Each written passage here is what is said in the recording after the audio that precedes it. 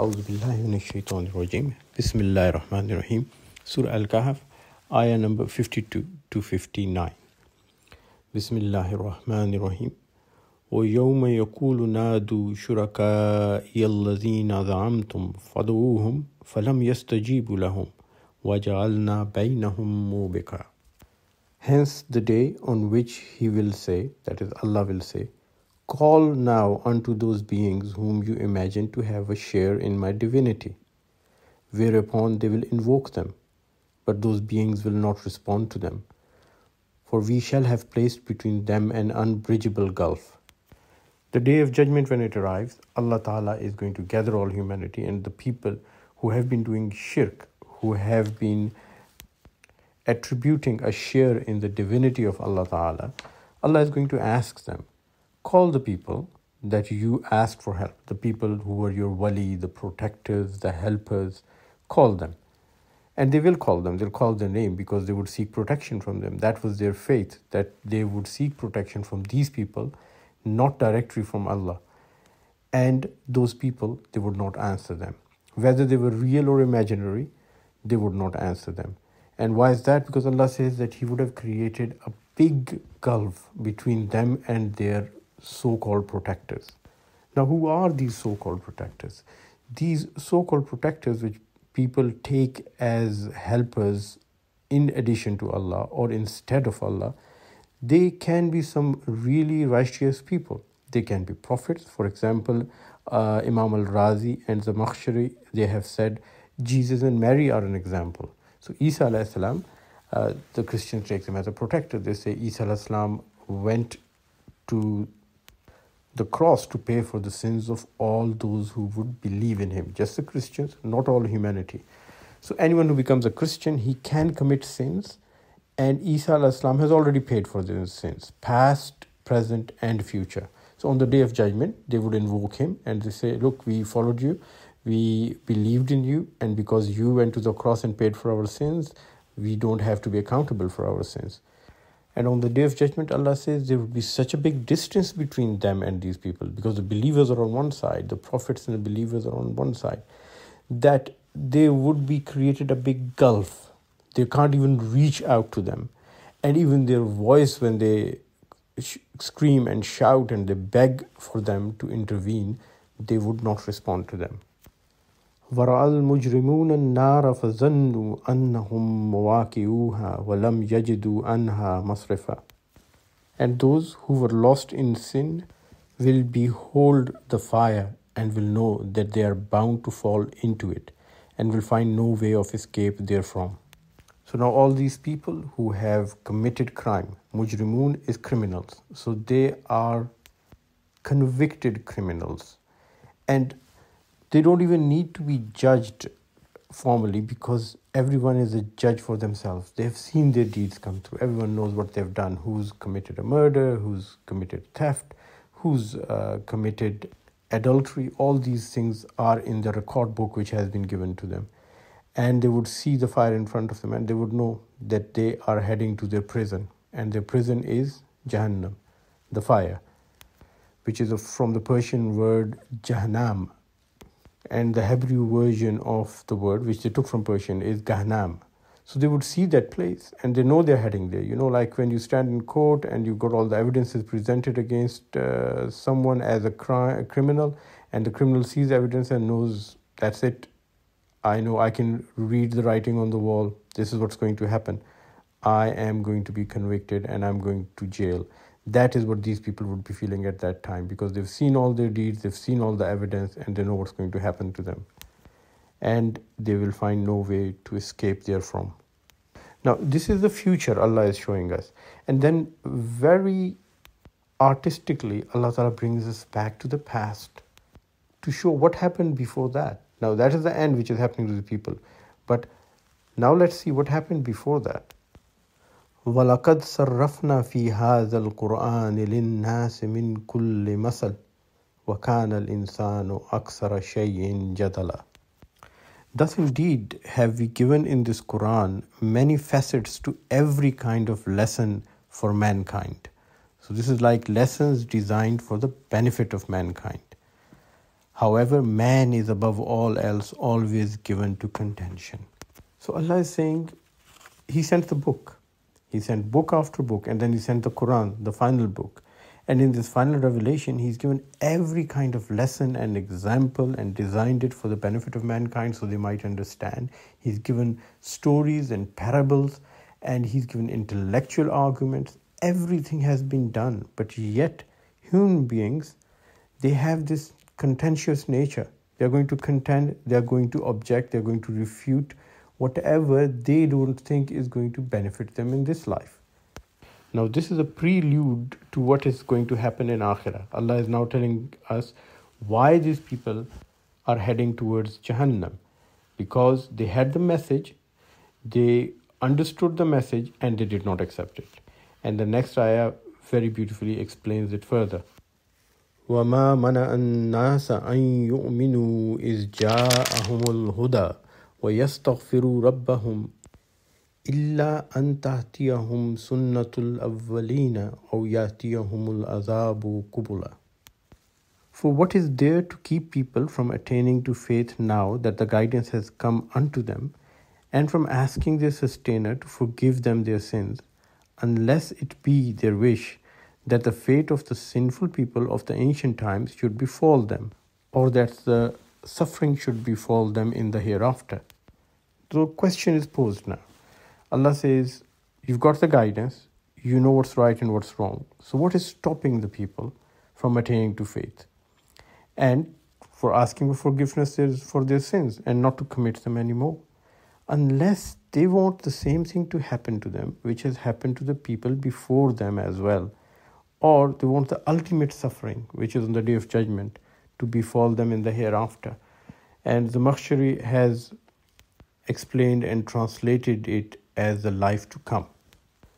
So what happened to the people before us, the nations before us, that should be a guide to us.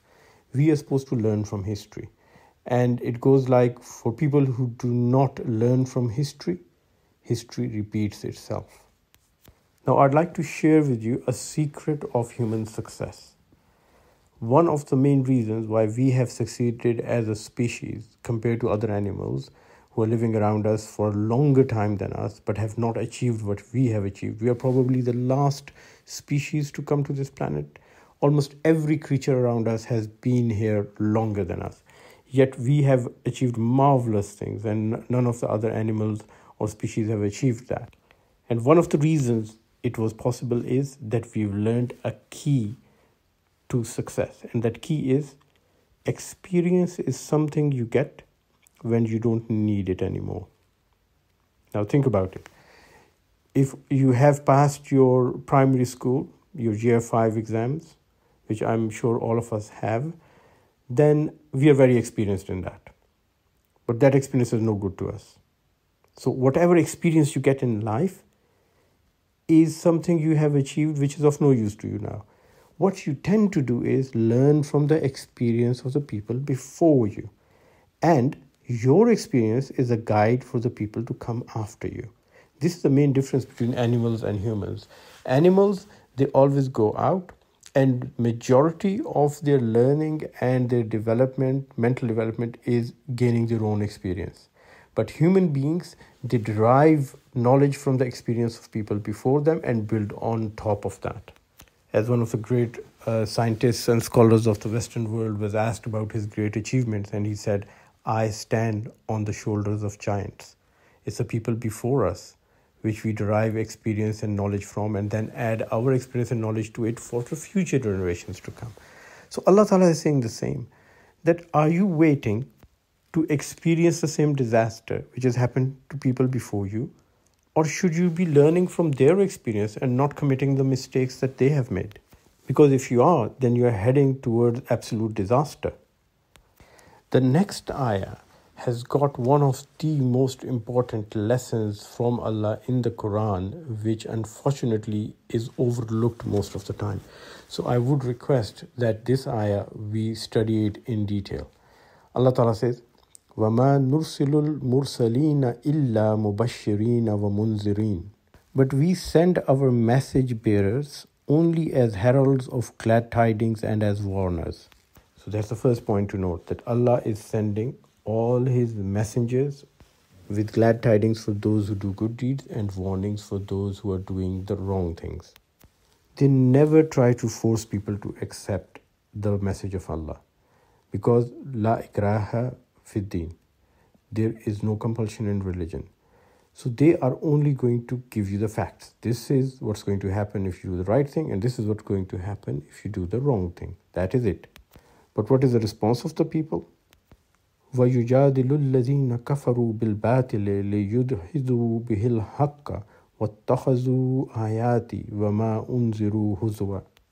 Whereas those who are bent on denying the truth contend with fallacious arguments so as to render void the truth thereby, and to make my messages and warnings a target of their mockery. When the message reaches the people, they show arrogance and pride. Human beings have this thing. They think that they have the ultimate knowledge. What they cannot comprehend must not exist.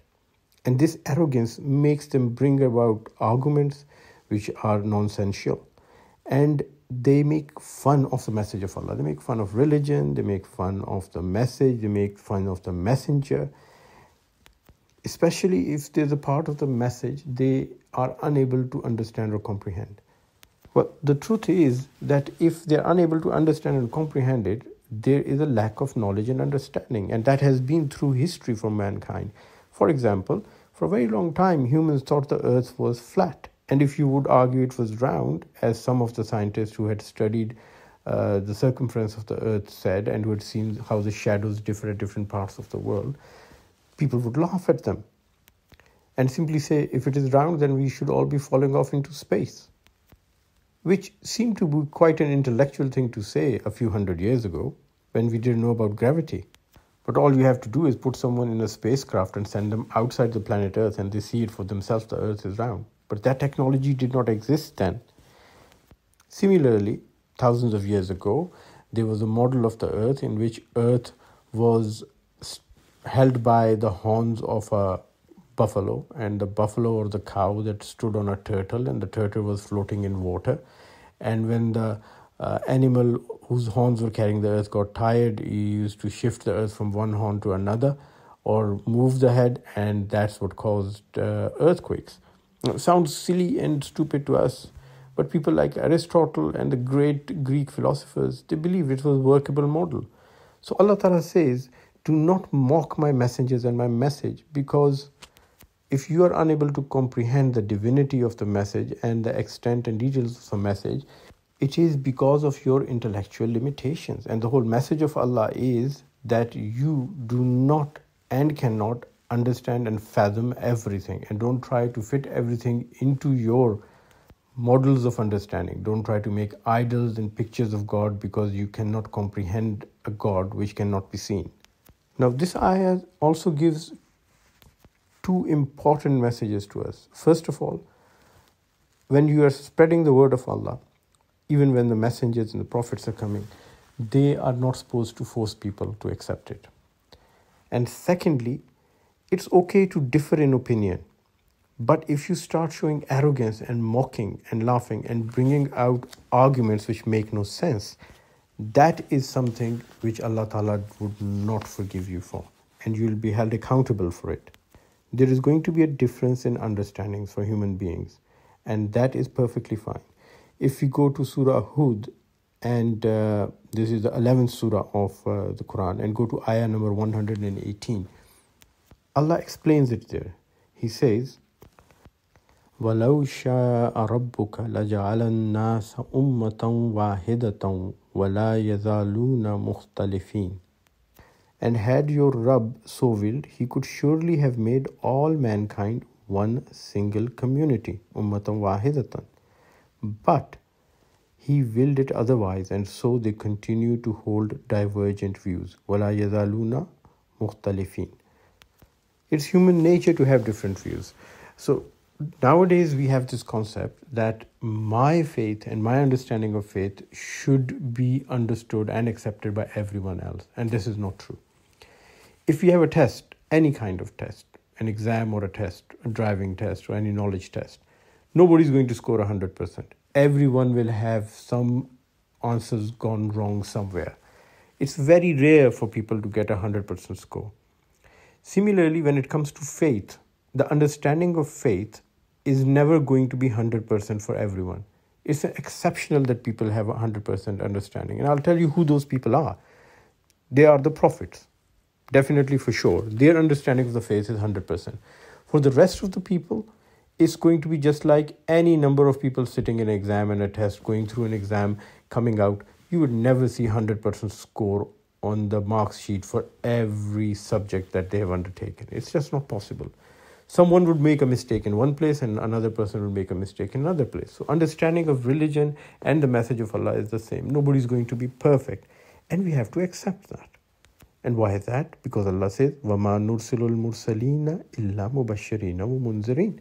The main purpose of message of Allah is to give you glad tidings and to tell you what can go wrong, the warnings if you do something wrong. That is it. The purpose is not to argue, except for the obvious thing when we are seeking knowledge and you want to understand. No arguments for the sake of arguments. And the next ayah is going to show us what happens when people have this arrogant attitude and when they want to stick to their own preconceived ideas and they do not want to accept the message. وَمَنْ أَظْلَمُ مِمَّنْ ذُكِّرَ بِآيَاتِ رَبِّهِ فَأَعْرَضَ عَنْهَا وَنَسِيَ مَا قَدَّمَتْ يَدَاهُ. And who could be more wicked than he to whom his sustainer, his Rabb's messages are conveyed, and who thereupon turns away from them, forgetting all that his hands may have done. So people, in their arrogance, they turn away from the message of Allah and they forget what mistakes they have committed. They think they are perfect, they think they know everything, yet if they would just try to remember what the deeds they've done, what their hands have wrought, what they have done over life, they would see they are not perfect at all. They've done a lot of wrong things. And maybe it is the guilt of doing the wrong things that they don't want to accept the message, because then they have to ask for forgiveness. They have to rectify their ways, and they are set in their ways, and those ways, those mistakes are working for them. They're getting worldly benefits from them, and they do not want to change. So what happens with these people? How do they become so refractory? إِنَّا جَعَلْنَا عَلَى قُلُوبِهِمْ أَكِنَّةً أَن يَفْقَهُوهُ وَفِي آذَانِهِمْ وَقْرًا. Behold, over their hearts we have laid veils which prevent them from grasping the truth, and into their ears deafness. So because they're so fixated on the worldly life, they have developed a selective deafness. They are not going to listen and understand anything which is going to show them their mistakes. And in their heart, qalbihim is the center, rather, the center of their understanding, there is a veil. Now what does the veil do? It blocks out the light. Only selective light can go in. So they have this attitude of blocking out the message of Allah.